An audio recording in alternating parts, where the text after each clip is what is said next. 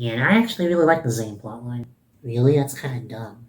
He essentially becomes an atheist, blah blah blah. So because of that, I thought Sazed would betray Vin in the same way here. But Vin chooses not to do this. She gives the power back to the world.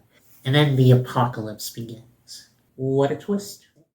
Hello everyone, today we have Tim Thomas here back again today. Welcome back, Tim. Thanks, Tom. Happy to be back. So today we will be talking about the second Mistborn novel, Well of Ascension. So, spoiler alert, one more and we'll close out the trilogy. So Tim, what did you think of the book? I think it's my favorite book so far. Really?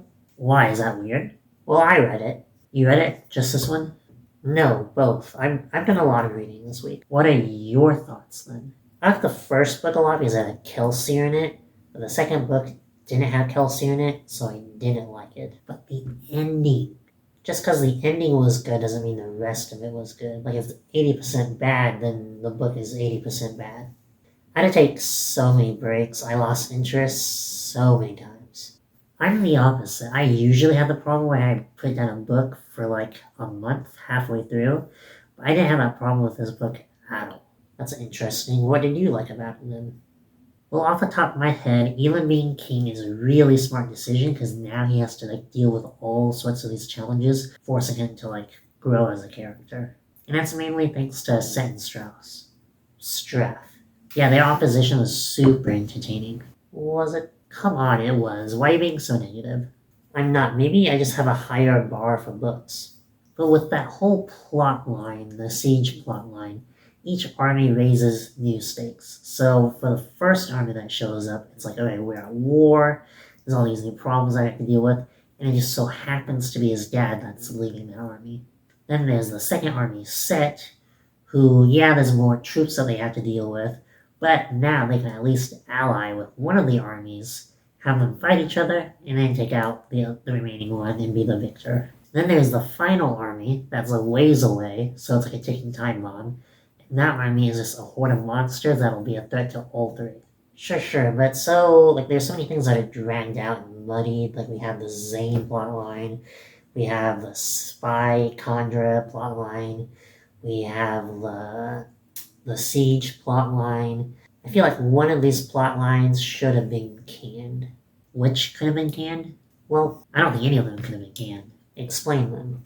They all have a larger purpose in the grander narrative. So Brandon Sanderson constantly talks about how characters, setting, and plot are all driven together by conflict.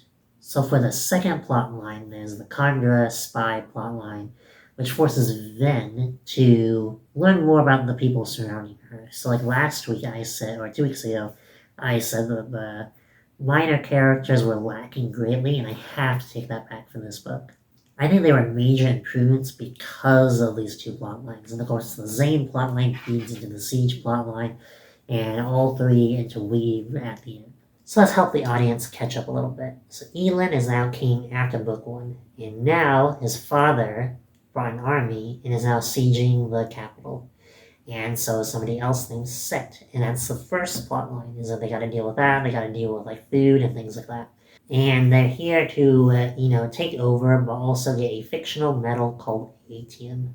Then early on, we find a set of bones that have been, used or consumed, and that means a conjurer is kind of impersonating somebody from the previous book, which means someone from the original crew has died, and that's the second plot line, is figuring out who that person is. Now, starting off the spy plot line, Ven has a conjurer in the shape of a dog, and his name is Orsur, that Ven killed. She kills a dog at the beginning of the book.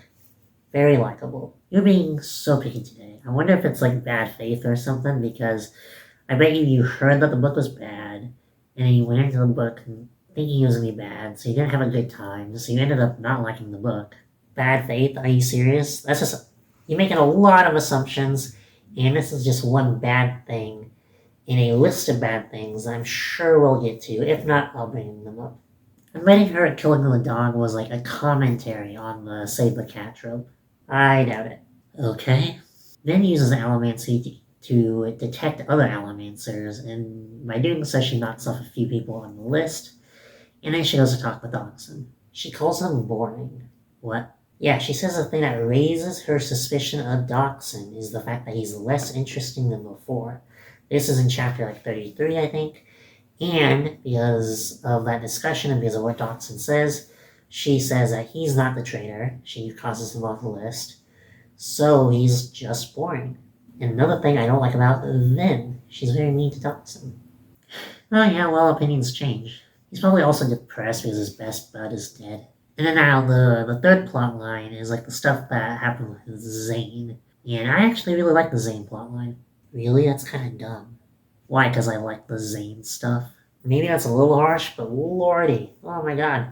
You really hate everything, don't you? Just let me explain myself then. So Zane is an assassin sent by Strauss to kill Vin. But I forget if it's to kill Vin initially, or if it's just to get information on her. Strauss doesn't really take Vin seriously because he doesn't really care too much. Mainly because he doesn't believe that she actually was able to kill the Lord Ruler.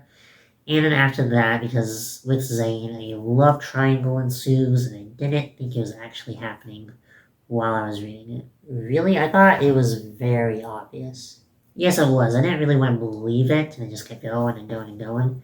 But the more I read, the more I found I didn't really hate any of it. I just thought he was a little too crazy and quirky or zany, but he wasn't. He was. No, because the voice in his head was an actual voice.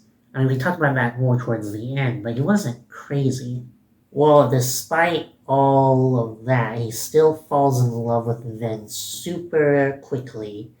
He tries to kill his dad, who is a bad person, but all he does is try to poison him again and again and doesn't try anything new. I think, like, the whole thing is that the voice made an already crazy person crazier. I mean, I guess maybe we'll have to wait and see. I don't remember all the details. I just remember not liking Zane's dialogue. It felt very cringy, which is more of a personal preference. Yeah, fair enough. I was just kind of okay with it, and I thought it would lead somewhere, like, really interesting, and I was right. Anyways, when the two of them, like Zane and Vin, attack Set's castle, that chapter is amazing. I agree. I think that was handled pretty well. I like it when Vin snaps and her and Zane go to the castle and show Set just how powerful Mistborns are. I mean, I don't like Vin, but I think that was handled very well. Yeah, she sees Set in a wheelchair fairly early on, and her first thought is that Set must be a Mistborn. He must be lying about having a disability instead of just having a disability. It's so ridiculous, but it makes sense because all the trust issues that were in place because of Reen. Also, trust is just a major theme with Ven's character and the trilogy overall. And this is just a different aspect of trust. And even though Reen doesn't really talk much with her anymore, she still has a lot of issues she needs to get over and deal with. She also thinks if Set isn't a Mistborn, then his son must be. Yeah, and Zane kind of makes that harder in several ways, but we haven't even talked about the craziest thing. I can't believe we haven't talked about it yet. Is that Zane is Elend's half brother. It screams soap opera. Yeah, I agree. The love triangle with the two brothers is very over the top. If I have to concede on something, maybe the love triangle could have been cut, and Zane could have just been a very good friend.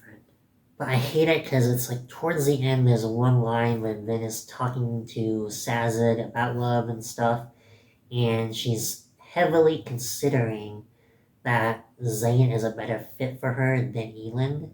I thought that went a bit too far with the love triangle stuff. And that's just another reason why I don't like Vin, is because this drama just isn't handled well. And what's that, like 5 reasons now? I think those reasons are just showing that she's a very complicated character. The main character kind of going through struggles and growing because of it. She makes the correct decision every time, and I think the thing with like the dog and Dachshund are just kind of like nitpicks. Sure, but like this stuff constantly happens. Maybe. I mean, you talk about how Vin was terrible, but what about her talk with Orsur in chapter 22? It's probably the best chapter of the book, and probably my favorite chapter of the Cosmere so far, because I remember the chapter number. Yeah, it was pretty good. Probably like the only redeemable part with Vin. I think Orsur is probably the best character in the book.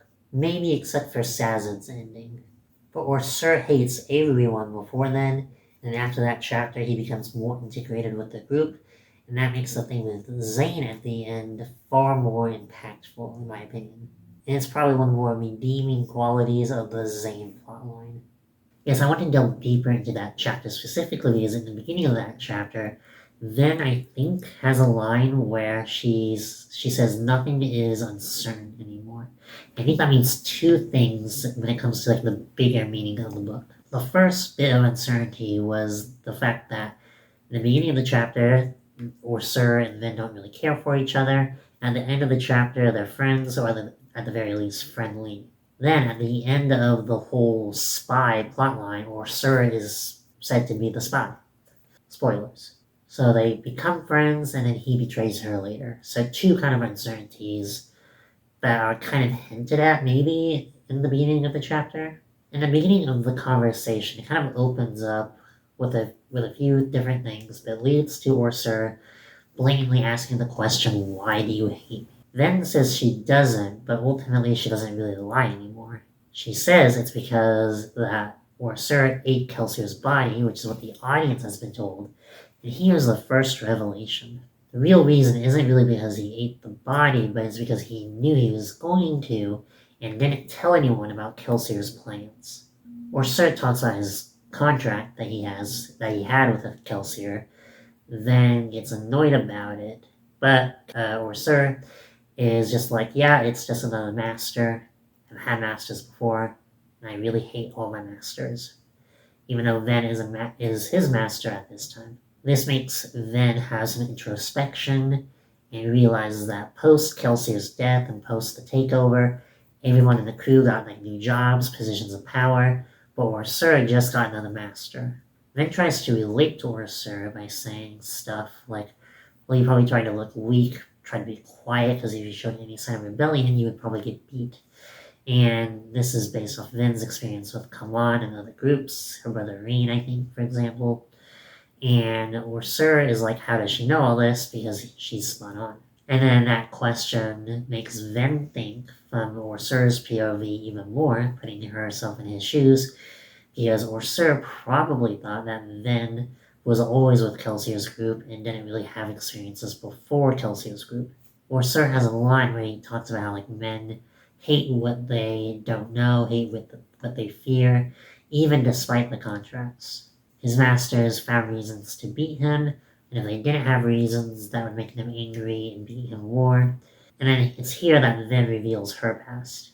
Sir kind of tries to compare traumas here. He's like, oh yeah, my trauma's worse because my bones can regenerate, and that means they can beat me harder. The conversation kind of moves on from that, and Sir just flat out asks, then why didn't she run away from her previous groups?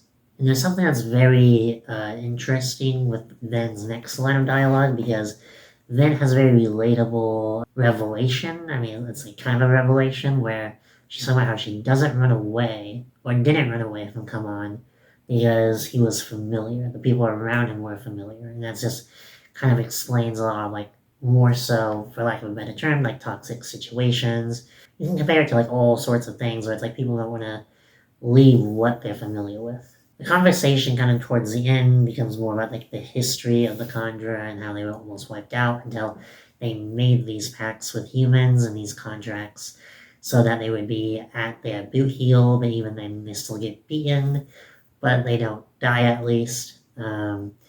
But then after this conversation, we see immediate growth almost, because in the next chapter, I think the next chapter, Sir is in the team meetings now, where he wasn't before.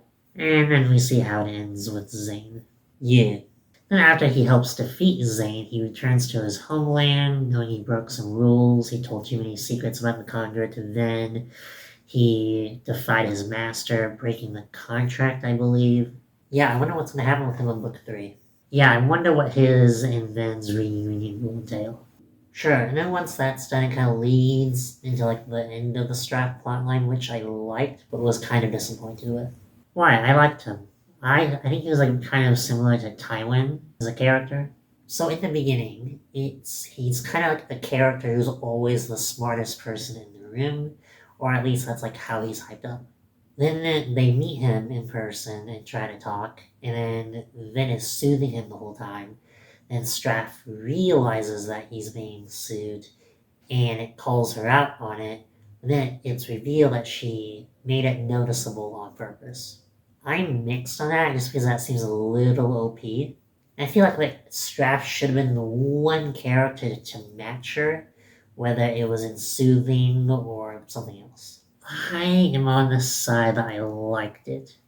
And that's because kind of a plot twist in like one chapter where we think, oh, Strauss can match Vin and they're equals, and and then they like build up more and more, and it's revealed that no, she's playing him the whole time, kind of hyping up the main character more. But continue. He talks about that he already has an alliance with Set, which I don't remember if that's true. I don't think it's true. But the thing that spoke to me was that he said that Elon was dead the moment he decided to march on Luthendale. Which is crazy for a dad to say, but even crazier for him to say, because he wants to be like the monarch of like the entire like country. And it's kind of hard to convince people to let you lead if you don't even have an heir. True, but like once he takes over, he could probably just have another kid, like he views them as commodities, and he could probably raise a few to take over before he dies, probably. True, but he loses pretty quickly. Like his threats don't even do anything to Elin, and then he tries to threaten Vin. And after that, I just can't take him seriously anymore because they don't really take him seriously as much or like as seriously anymore. And Zane just continues to poison him. He loses control basically. Then in the end, he gets cut in half, and Set just kind of submits. And those are like pretty much all the three main plot lines. Now that I've talked about it, I don't know if any of them could have been fully cut. I still feel like a lot of like the smaller things could have been gotten rid of, like Demu being like the spy villain traitor person, or what's her name, Allery Ann being the spy traitor villain person. Now that seemed to be a lot of that plot line. I feel like all three plot lines had like little things that could have been gotten rid of. I think there was like a whole chapter, like it was a short chapter, but like then goes to meet Zane. He doesn't show up, and she wanted him to show up to like fight or whatever. And yeah, kind of like that chapter. I don't feel like did anything for anything. I suppose I kind of forgot about like the smaller things, but now we can talk about Sazed and the ending. But when Sazed does show up, he has a clash with Twindly, even though they have separate responsibilities. And Sazed gets people to believe in Vin's concerns about the Well of Ascension, because he had similar concerns even though he was halfway across the continent, which is really dumb they didn't believe her. Yeah, that was really dumb.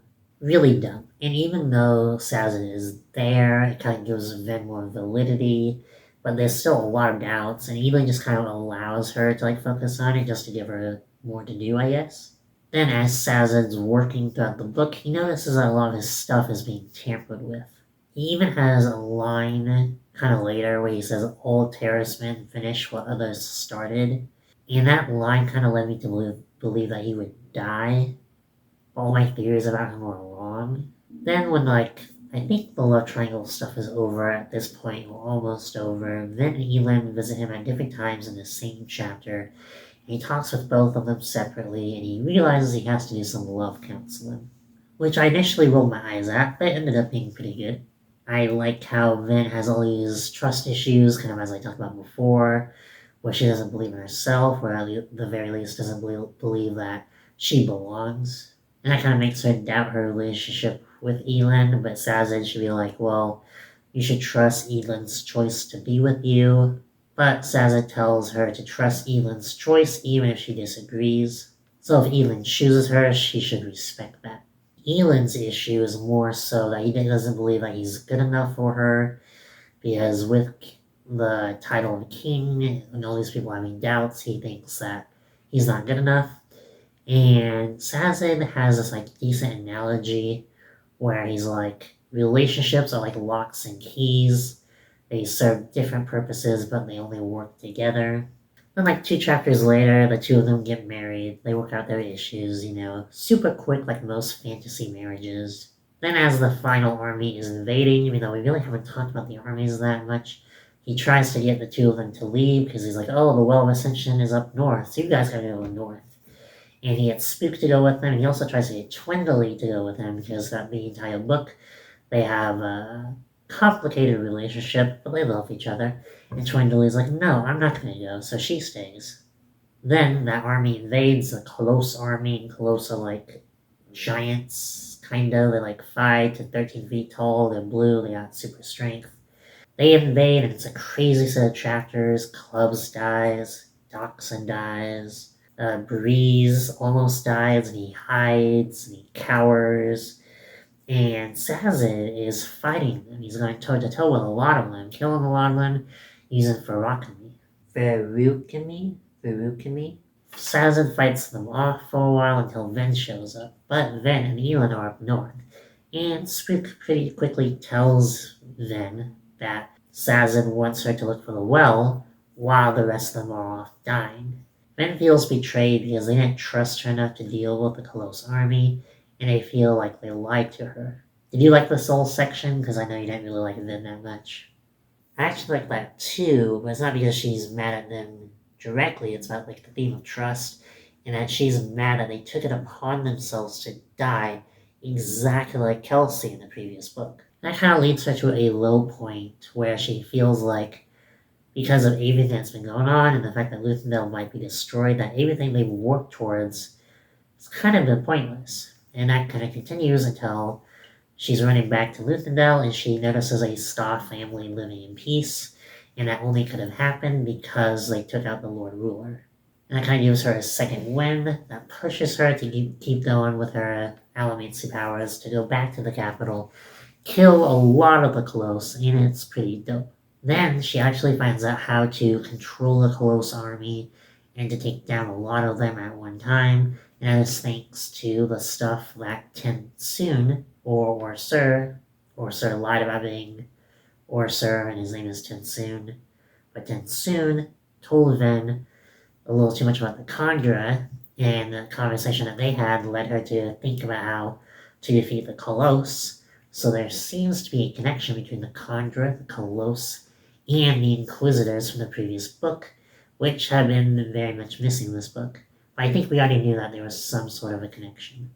Then at the end of the chapter, the army's defeated, Ven saved the day, and there's a lot of snow, or maybe it's just ashfall. Sazed goes through the entire castle trying to find Twindly post the battle, and he finds her dead. Now, this is why Sazed is probably one of the best characters in the 2 books so far. He thinks about all the religions that he knows about, everything he's been taught, all the afterlives, all the gods, all the things. He's trying to go through all his knowledge to try to find something to console him, and there's nothing. He essentially becomes an atheist, even though before he was like, oh yeah, any religion could be real, they all have some truths, blah blah blah. He kind of becomes a shell of a man, or a shell of his former self, which is such a great place to take the character because it's such an opposition to who he was before, and the build up to like Twindly's death, and their whole relationship, and kind of how it mirrors Ven's and Elin's relationship. So now, Ven wakes up a week later, and then kind of takes the crew in the mist, leads them to the Well of Ascension. Now, I thought the Well of Ascension was going to be in the Lord Ruler's throne room, because again, Kelsier, he wanted to visit there for some reason. There's also the ATM that the armies showed up for. That's been nowhere. We didn't know what that was. Even though, Strauss wanted it. And it's shown to be in the Lord Ruler's castle. And maybe it had something to do with that room, because I know that Ven does visit the room halfway through the book, I believe. And throughout the whole book, like, the Well of Ascension is calling to her, so when she visits the room, I don't think it was the room. I'd have to reread. Now, Ven leads Elin, Spook, and Hammond to the Well of Ascension, but then Sazed shows up. That's where everything goes nuts. And I actually thought that Sazed would end up being the villain out of the book at this point, because we got new epigraphs. So epigraphs appear at the beginning of the book, and previously, in the previous book, the epigraphs were about a person named Elendi, the previous chosen one of sorts. But now, we got a new POV for the epigraphs, and I thought it was the Lord Ruler, but I was wrong again, and it turns out to be a person named Quan. Quan was like the Sazed for the previous Chosen One, otherwise known as the Hero of Ages in this fantasy trilogy. And Quan ends up betraying his Chosen One, which was Alendi, as I said before. So because of that, I thought Sazed would betray Vin in the same way here. Due to his mental state and the fact that in the previous chapter, he finds a note from Quan stating that Alendi, the previous Chosen One, must not reach the Well of Ascension at any cost. And now Vin's going to the Well of Ascension. So he's on his way to stop Vin from reaching the well, right? But then Marsh shows up, and Marsh is an Inquisitor, and Marsh is also acting evil, and Marsh tries to kill Sazed. So when that happened, I didn't really know what was going on, frankly. So Vin is guided by the Mist Spirit thingy, and which is weird, because the Mist Spirit, while they were away trying to look for the well north of the capital, she saw the Mist Spirit try to kill Elend, and now it's trying to lead them to the Well of Ascension. Kind of confusing. Also, the Mist Spirits have been choking and killing people. And then when she finds the Well of Ascension, it's full. She dips herself in the well, and the Mist Spirit stabs Elend. Then, now, being in the Well of Ascension, has enormous power. She's basically God. She can move the planet around. She can crush and raise mountains. She can basically do anything.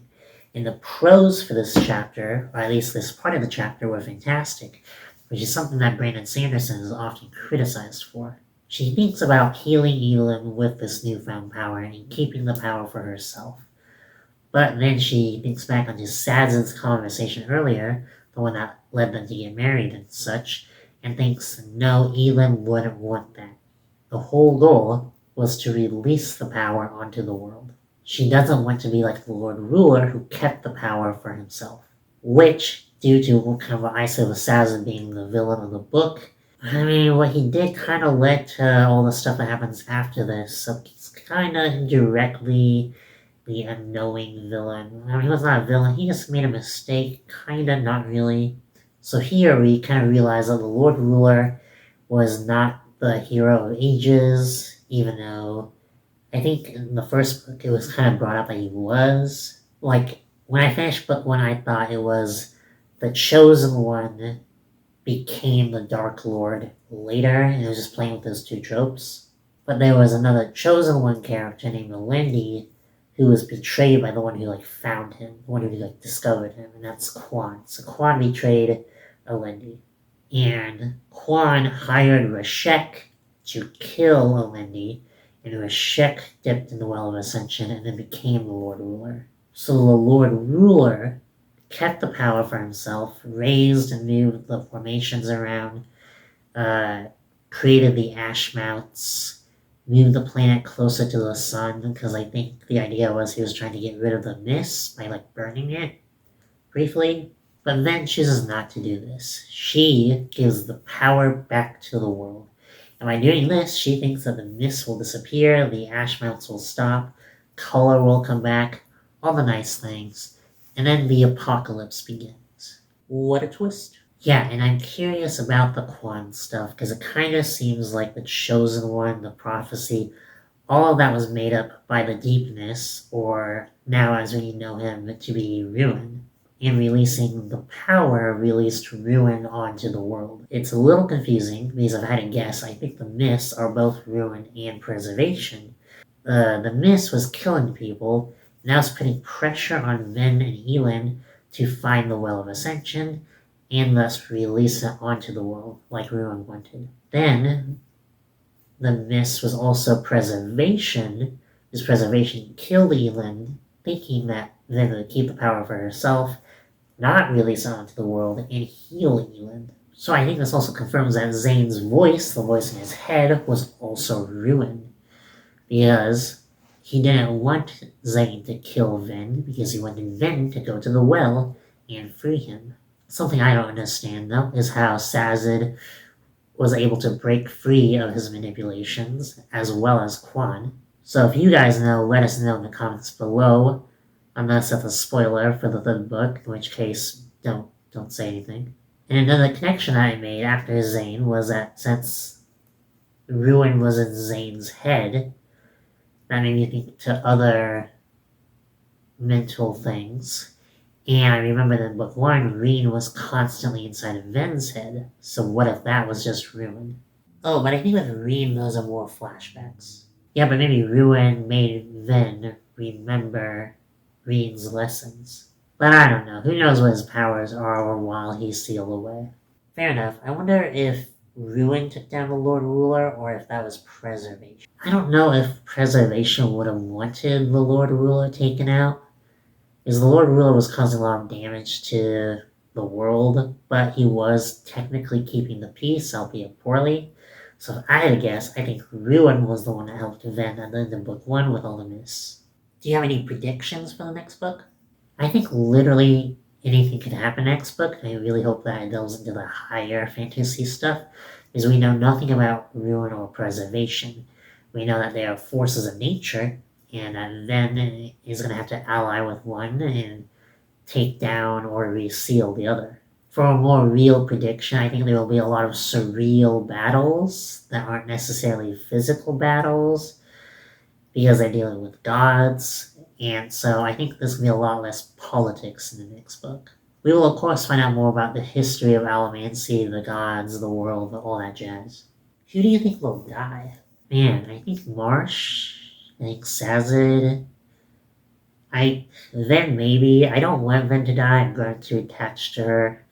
Maybe she can live happily ever after if, like, her story is kind of about, like, trust and perseverance. That doesn't work super well if she dies. It just depends on how it happens, I guess. I don't want Tensoon to die either, although now I think it's a little bit more likely in my mind. Elin, I think, is super safe. He had a fake out death in this book, so he's probably safe in the next book. Spook and Breeze, I think, will live. They don't really do enough to die. I think Ven dies. I think Elin stays alive because he had that fake out death in this book. I think all of Kelsia's crew either dies or becomes weird mythological monsters like Marsh. Like, I thought most of them would die in the siege, but they're still alive. So, yeah, me too. I think Ruin will also get resealed. I don't see them being able to kill it. I think that the color will return to the world and the ash mounts will stop. So, like, Ruin will be in deep sleep and the world will be how it's supposed to be. Yeah, I think that's a good prediction. I agree. Alright, well, next time we are finishing out the Mistborn trilogy, or at least the first Mistborn trilogy. So that is Well of Ascension at 244,000 words. Thank you for watching. We appreciate you all, and